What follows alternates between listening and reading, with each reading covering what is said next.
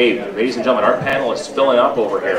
Got a lot of excitement going on tonight, so we're here live and in living color. And we have jockey AIMEE AUGER, who's just joined us. She just ran in the second race. She's going to tell us you were aboard Ninja Queen. Ninja Queen. Then you have horses in the sixth, Star Journey. The horse at 3-1 horse has a big shot, and in the eighth race aboard. Just have a look. Oh, and I have the horse mark, Got Connections. So can you just tell us a little bit about yourself? First of all, boys and girls, ladies and gentlemen, boys and girls, please welcome AIMEE AUGER. That's the teacher.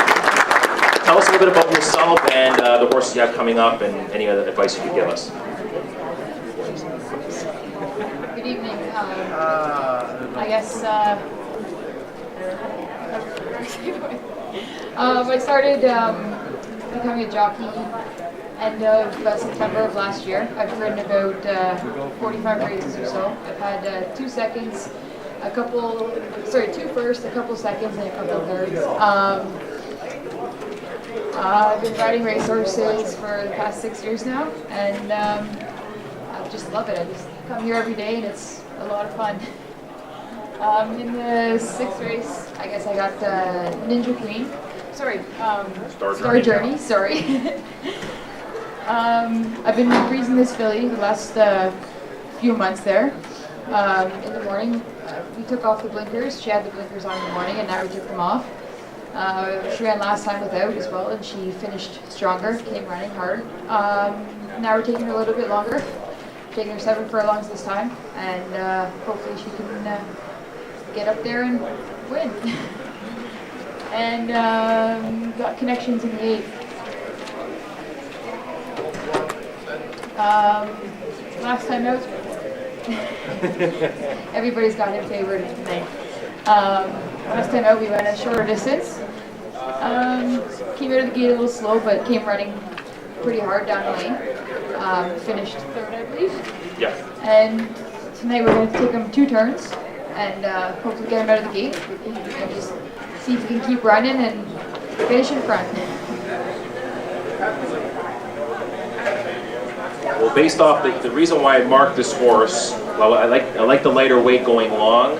And when I saw Wilco out of Austin again, I thought, okay, 2 turns should be no problem. So I was looking at that horse, and then I was also looking at Let's Play and Let's Play Scratch. So I'm like, bang, here we go. So yeah, I remember this horse running last time. The horse took a lot of money, was a little off slow, and then you said the horse was running hard at the end. The winner, nobody figured out that day. It was like 45-1. I think Jeffrey Alderson won the race, and I was like, Dr. Dynamite, boom, right at the windows there. So yeah, that was pretty cool. So now you're getting the blinkers off there, heading into to the last workout. Looks phenomenal, like 49 breezing. You were on the horse in the morning for that work. And how did you feel about that work? For that work that morning, the track was pretty fair, and I just sat and took a nice hold, and he pretty much did it on his own. Galloped out strong, so that's why we figured take him 2 turns this time and see where it goes. So how do you feel being on this Tapeta surface there? How do you feel that it fares? It seems like it changes from like week to week. Like sometimes it favors the speed, and sometimes they're coming off the pace, and sometimes they're coming inside and outside. It seems like it's a little more quirky than the poly track, but a lot safer. I've heard like really great reviews about it. So how do you feel being out there, training them, running in a race? Do you feel a lot more secure being on the surface? Yeah, I definitely feel a lot more secure. I feel the horses really enjoy it as well. Especially the sore horses, or the ones that make me a little body sore in a sense. They really just float over and just glide over it, which is very helpful for them. And it just depends on the race day, really. Colder weather, it's faster. Warmer weather, it slows down. And now that they keep adding more fibers to it, it's really become it's a lot more fair, I think. How about training and running on the turf course here at Woodbine? How do you find it? I've only honestly ridden once on the turf course, so that was today, so I can't really. It's my first time out there today. Okay.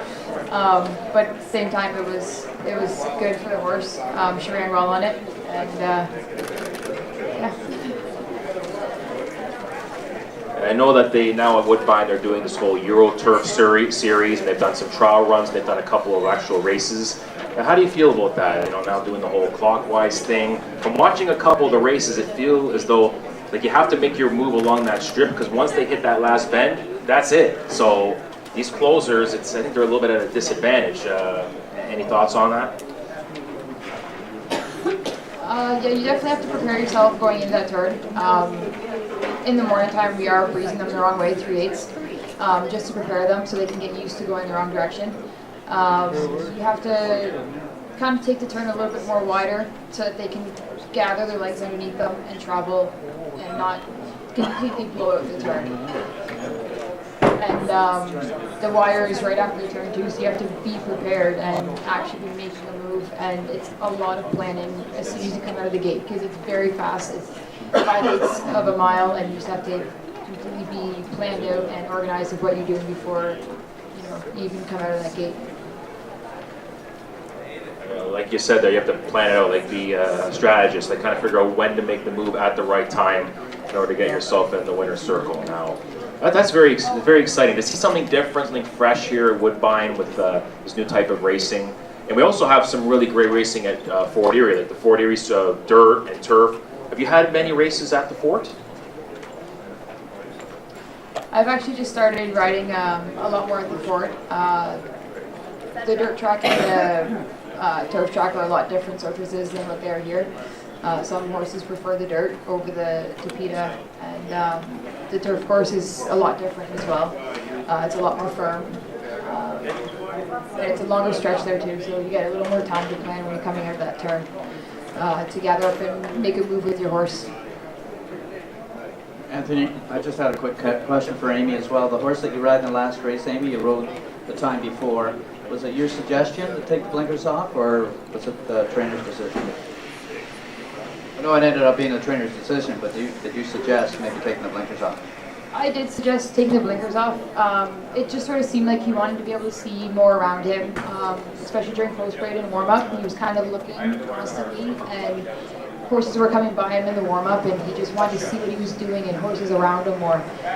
So after that last race there, I did suggest trying to put blinkers off, and so far it has been a bonus and has been a good decision. So morning workouts have went well without the blinkers? Yeah, much more better, improved, and he's much more happier now that he can see all around him. Right, so he probably isn't as nervous trying to look around and concentrates more on the job at hand. Exactly, yes. Well, good luck in the last. Thank you very much. Might have to make a wager on that one. Thank you. Of all the horses that you've ridden so far, there must be one that's really dear to your heart. You must have a favorite. Every single horse I've ridden, I can pick one positive thing out of it, whether it be a lesson learned or just something that I said, whoa, like switching my stick or whatever it may be. But my number one horse has to be my first winner, November 22nd of last year, Clementis. We just sort of was sitting back, and at the head of the stretch there, the rail opened up wide, and she just made this massive run, and it was like slow motion all over again, because I find like for me my very first race was very slow motion, and it kind of went back to that moment where everything just paused, and like in Secretariat, that movie where everything's just slow motion, you could just see the horse taking every stride and every breath it takes, and I just felt like that exact moment, and that's something that I'll never forget. It was pretty cool.